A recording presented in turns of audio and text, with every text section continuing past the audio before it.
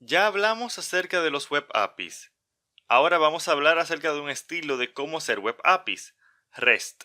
REST, que significa Representational State Transfer, es un estilo de construir servicios web los cuales se adhieren a un conjunto de principios establecidos.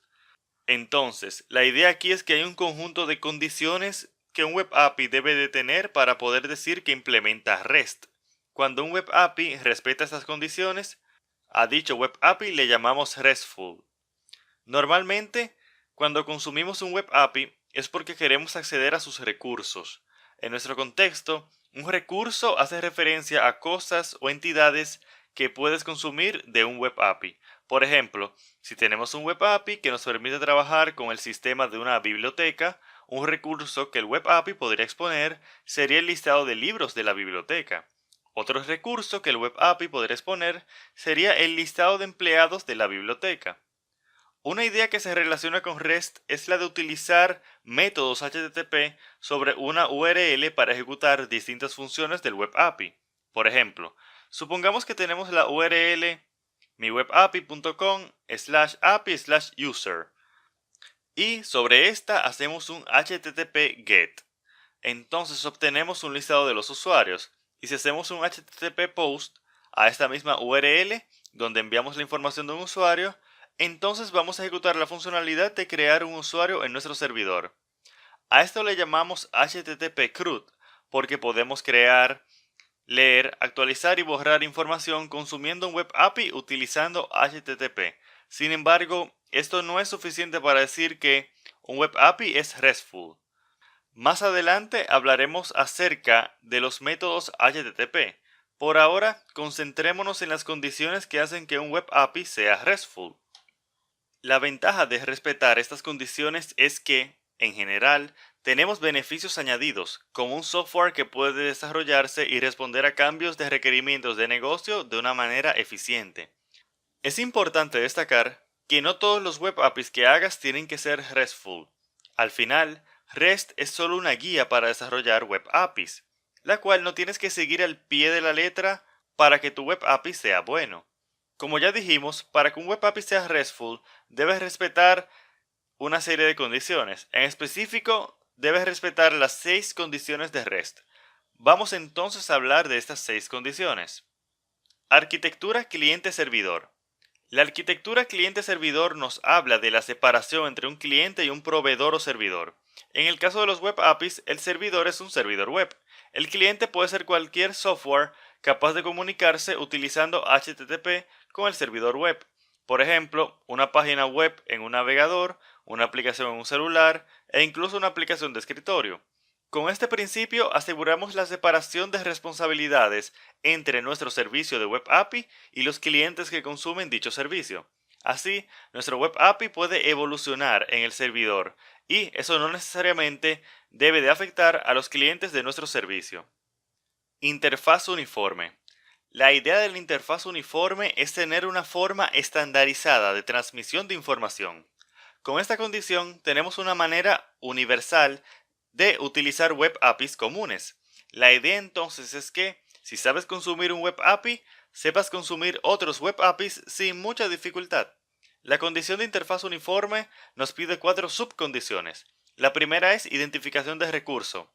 Utilizamos URLs para identificar recursos. Así, podemos utilizar la URL miapi.com/api/libros para acceder al listado de libros de nuestro web API, suponiendo que nuestro web API expone dicho recurso. La segunda subcondición es manipulación de recursos usando representaciones. La idea aquí es que si el cliente tiene una manera para acceder al recurso, típicamente una URL, entonces ya con esto puede modificar el recurso. En nuestro caso utilizaremos métodos HTTP para esto. Tercera subcondición. Mensajes autodescriptivos. Todos los mensajes son completos, en el sentido de que indican toda la información necesaria para que sean trabajados por el servidor de manera satisfactoria.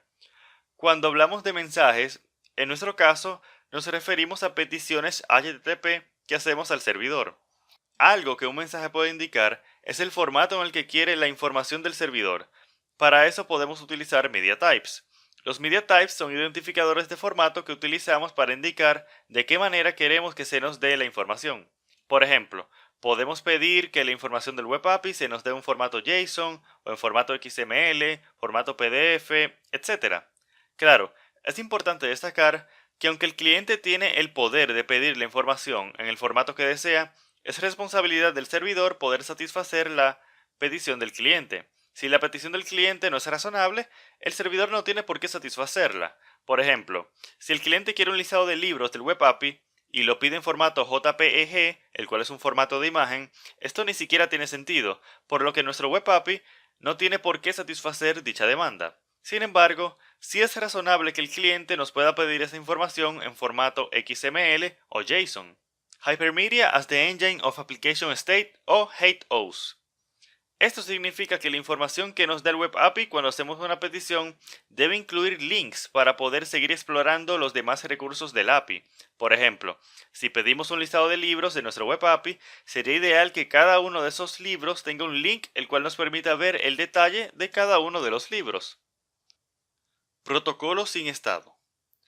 Cada una de las peticiones realizadas al Web API tienen toda la información necesaria para que la petición sea resuelta de manera satisfactoria. Así, si nuestro Web API requiere que el cliente esté debidamente identificado para acceder y manipular un recurso, entonces el cliente debe de enviarnos algún tipo de información que identifique al cliente que está haciendo la petición cada vez que se haga una petición HTTP al servidor. Caché. Las respuestas del Web API deben de indicar cuándo se deben guardar en caché. Cuando hablamos de caché, nos referimos a que el cliente puede guardar el recurso dado por una URL de manera local, en tal sentido que en subsiguientes peticiones HTTP, dicho recurso no tenga que ser pedido al Web API, sino que se pueda consumir la versión local.